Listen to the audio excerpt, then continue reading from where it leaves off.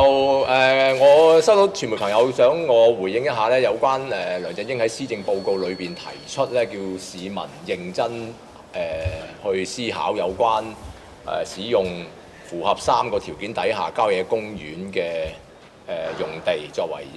發展住屋嘅問題啦。咁首先咧就係我對梁振英引起近呢幾日咧社會進一步撕裂，就要呢個問題咧激發矛盾咧，我係表示遺憾嘅。事實上咧係政府放出呢一個講法咧，其實係有誤導嘅成分，令到市民咧就互相係仇視對方。包括咧你見到有施永青咧係講就話叫啲環保人士係唔好令到啲劏房人士冇屋住。呢一種咁樣嘅互相仇恨咧，其實係冇必要嘅。我喺呢度咧想同大家討論講翻嗰個實際嘅香港嗰個發展咧，並唔係話我哋特登留好多嘅綠色嘅土地作郊野公園，並唔係咁樣嘅。嗱喺城市研究裏邊咧，其實大家都一定有聽過同睇過咧，就係用一個市區人口密度同埋整體城市嘅人口密度咧，作為2個量度嘅標準咧，係去界定宜居度嘅。亦都有國際團體咧係就住咧係城市嘅人口密度同宜居度嘅負相關咧係作出研究報告嘅。所以咧，如果我哋現時貿然就話我哋有大量有40% 嘅郊野公園係一種土地浪費咧，其實係罔顧事實嘅。香港如果以市區嘅人口密度計算咧，係24,000人每1平方公里，係達到世界最高密度嘅幾個城市嘅頭幾位嘅。咁但係我哋如果用全個城市嘅土地計算咧，我哋嘅人口密度咧約莫係7,000人每1平方公里。呢個咧其實係作為一個即係中度密度嘅城市，係類似新加坡新加坡都達到6,000幾㗎啦。咁所以咧個宜居度咧，其實係如果我哋罔顧呢一個人口密度嘅事實咧，貿然就話我有好多郊野公園地咧係去發展咧，進一步增加人口，咁係會令到香港嘅宜居度進一步下跌。所以我喺呢度想講述一個重要嘅城市發展邏輯，就係我哋並唔係見到有地咧，我哋就話可以去增加人口、增加建築，唔係咁樣嘅。其實咧，我哋就好似我哋一個屋苑我哋有2種常見嘅設計模式嘅。一係就全個屋苑嘅地我都用晒去，就起啲好矮嘅樓。另一種咧就係話，我哋寧願留翻中間一個地方咧，大家共享嘅公園，但係咧側邊咧就起高啲。其實係2個選項嚟嘅。喺世界嘅城市咧，其實都喺呢2個選項裏邊去選擇。你一係咪唔要公眾嘅綠化地咯，咪全部霸晒去，然之後就起矮啲咯。另一種就係我寧願有一個共享嘅綠化地，但係大家咧就住密啲。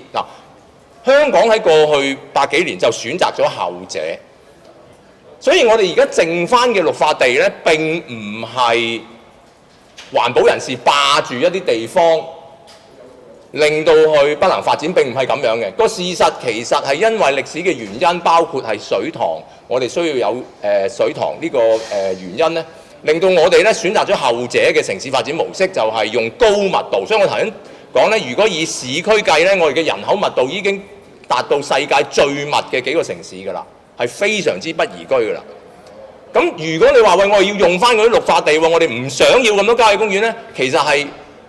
等於你將而家個市區咧拆晒啲樓去變翻矮樓，然之後進佔入去嗰個郊野公園嘅呢一種前者嘅模式嘅。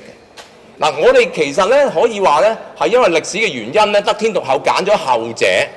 我哋雖然喺市區好似住得比較密，但係其實我哋個平均嘅密度咧，而家係達到中度，係勉強宜居。咁但係我哋就享有咗世界生物多樣性，算係一個最比較好嘅地方，亦都咧市民可以共同享有呢啲郊野公園嘅地方嘅。嗱，所以如果咧大家貿貿然話喂，我哋再進佔郊野公園，再增加人口咧，其實就會將城市嘅人口密度進一步推高咧，就會令到我哋整個城市嘅宜居度咧進一步下跌。嗱，呢個先至係嗰個問題嘅核心，就唔應該將環保同埋居住咧變成矛盾。其實居住係要居住喺一個宜居嘅城市，就等於我頭先嘅例子就係話，其實係你個選擇嚟嘅。你選擇住城市密啲，但係我哋共享一個公共嘅郊野公園，呢個係我哋嘅選擇嚟嘅，所以並唔存在嗰個矛盾。所以我而家對梁振英咧挑起不必要嘅社會矛盾咧，我係即係感到非常遺憾嘅。OK， 有冇問題想？我想做一個，即係佢而家就係話，即係過去呢個禮拜好多人提出一啲疑問，所以佢就做一個研究，去睇下邊啲地係叫做低生態價值咁樣。即係呢一樣嘢係咪，即係係咪都會有問題？唔係嗱，如果你話真係好想檢視有關嗰個公共嘅綠色土地嘅資源咧，咁首先咧，其實最起碼要符合兩大條件嘅。第一咧就係檢討嘅組織咧必須要有民意授權嘅基礎，而唔可以由政府做，因為政府作為最大嘅地主，賣地作為佢最主要嘅收入來源之一，而去嗰個基建嘅旋轉門作為佢可以官商合作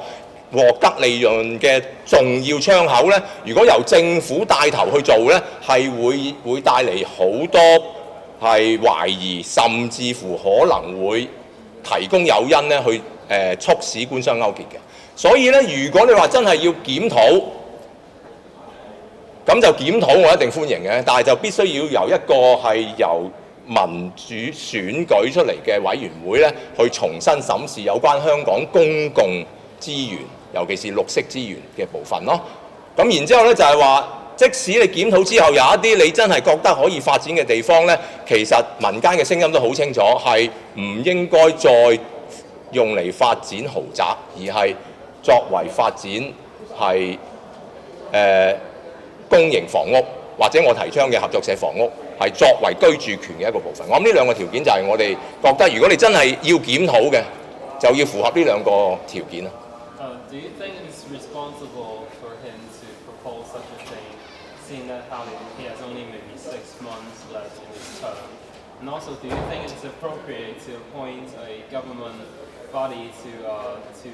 kickstart such a study or research? Yeah. So as I mentioned, I disagree with him to raise these suggestions, right, within just less than 6 months of his term, and without explaining the detail and the historical reasons why we would keep 40% of our land as country park. Because it's not talking about, right, environmentalists try to, right, keep country parks, right, at the expense of those living or housing needs. It is because, right, we choose to develop our city as a high-density city so as to keep, right, more common area for everyone to share. That is the background. So without explaining clearly about the background and the reasons and try to ask people, right, to garner, so I think is not a good, right, and appropriate approach to suggest such idea. And about having a government body to conduct the research, do you think that's reasonable? So as I mentioned, because our Hong Kong government is very unique, as he is the only landlord of all land in Hong Kong. His major income source is not less than 18% of every year's income revenues, right, comes from land sales, and also, right, by means of, right, infrastructure development, right, it will become one of the major, right, channels for the government to cooperate with private sector in earning, right, a special benefit. So I think, right, with all these, right, special positions and roles of the government in land, I do not agree, right, to let the government to make decisions on country park. I would rather suggest the government to set up a new authority which is formed by the public and democratically selected candidates to represent citizens to make the decisions of our country part in the future. And on the percentage of land in Hong Kong that are country park, do you think it is realistic to think that those lands are right or suitable for developing facilities that may be used for elderly or people who are not suitable to live in the urban area?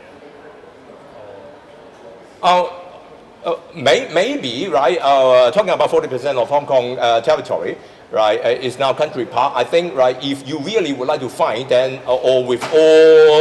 all these kind of engineering, right, works, then maybe some part of the country park may be suitable for, say, old peoples or for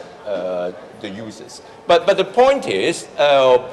if we further develop our country part, then the average population density of the whole territory would further, right, increase. The current population density of our city is already about 7,000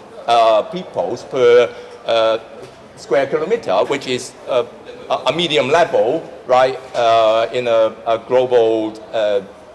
comparison. So any further increase of population without increasing our territory would, right, do harm to our livability of our city. So we have to take a second thought. One last question. Do you think using green zones will help the government to achieve the goals or the targets of delivering number of public housing units?